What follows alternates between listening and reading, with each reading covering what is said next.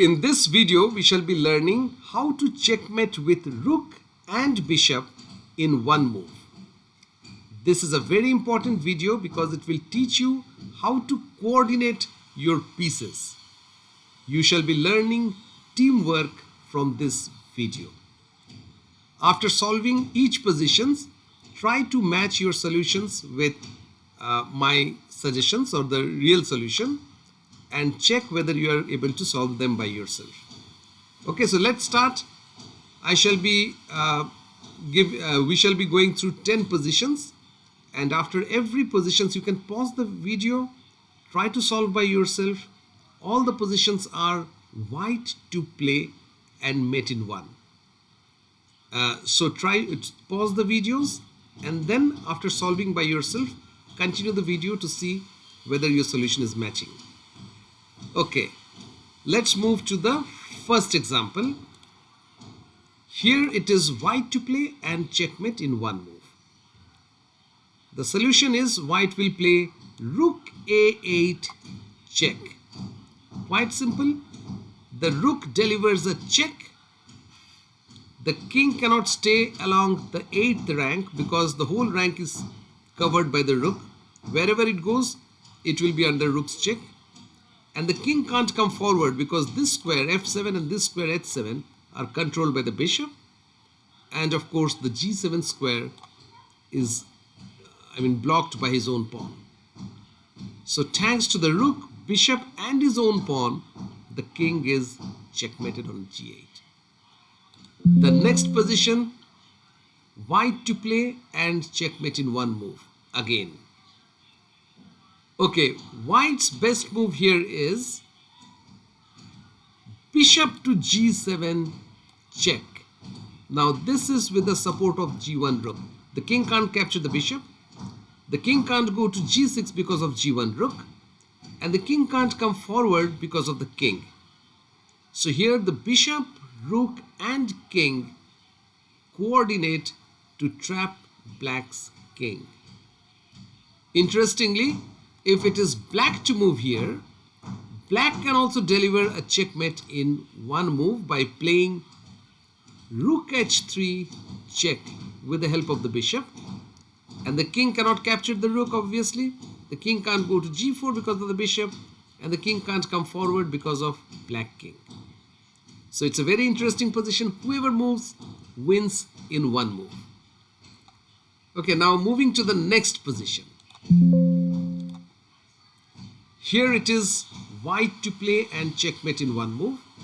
The interesting point to note is the king, the black king, is actually attacking the rook. Okay, and the rook doesn't have any support.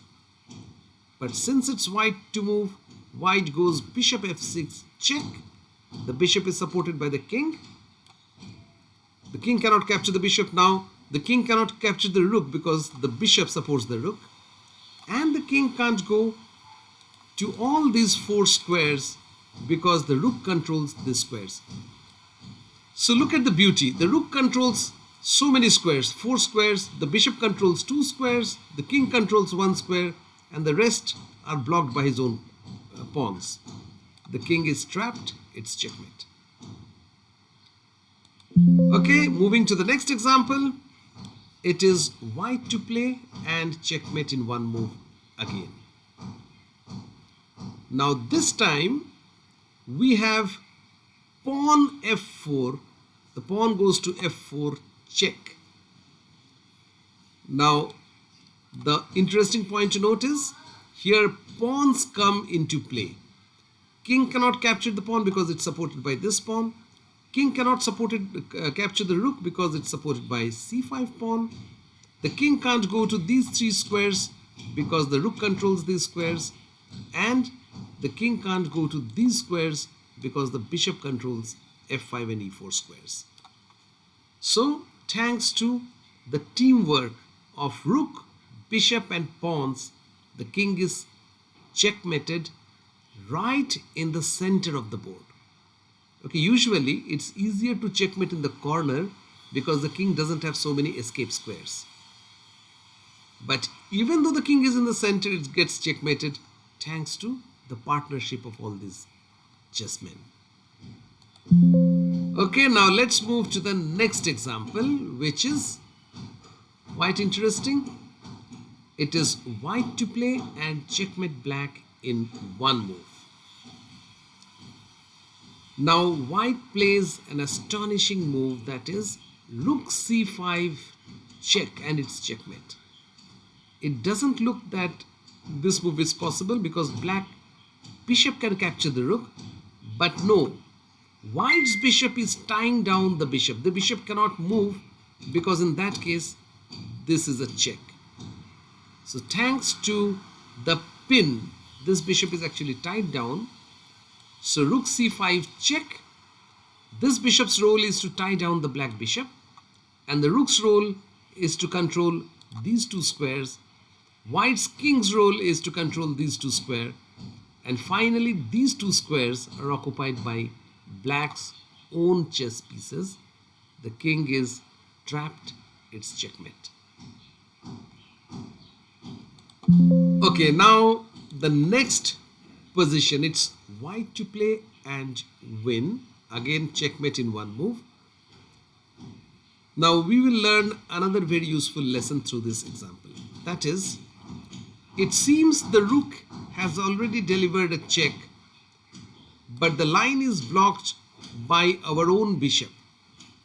Now we have to make a move, such a move that we remove the bishop and deliver a check, but where to put the bishop? The best square is bishop to f5. In that way, this is not only a check, but the bishop prevents the king from escaping. So it's not only a check, but it's checkmate. Now thanks to the bishop and rook and also black's own pawns, these two pawns are blocking king's escape. The king is checkmated. Now this particular type of move, where we remove the lid, the cover of a line, I mean this was already a check, but our own piece is blocking the check. So we remove the block and we check opponent. This is called discovered check. As if the line was covered, now we are removing the cover and we are checking. So it's called discovered check. Okay, moving to the next position. You have to checkmate black in one move using the same idea of discovered check. Now if you notice carefully, the bishop is the piece which will check black, but unfortunately the rook is covering the check. So what is the best move for white? If we remove the rook this side, for example, if we go rook f7 check, the black king will escape. If we play rook b1 check, if we move the rook that side,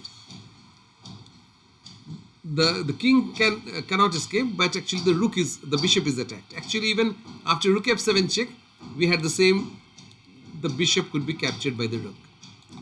But so the attacker itself is under attack. So how do we defend? We put our rook on b5 so that this rook cannot capture the bishop, and this discovered check cannot be prevented. This pawn prevents the king from escaping, and of course the rook covers these two squares. The king is cornered and it's checkmate. So we are basically studying the various ways how we can deliver checkmate to our opponent with the help of bishop, rook and some other factors. Now this is another such position, white to play and checkmate black in one move.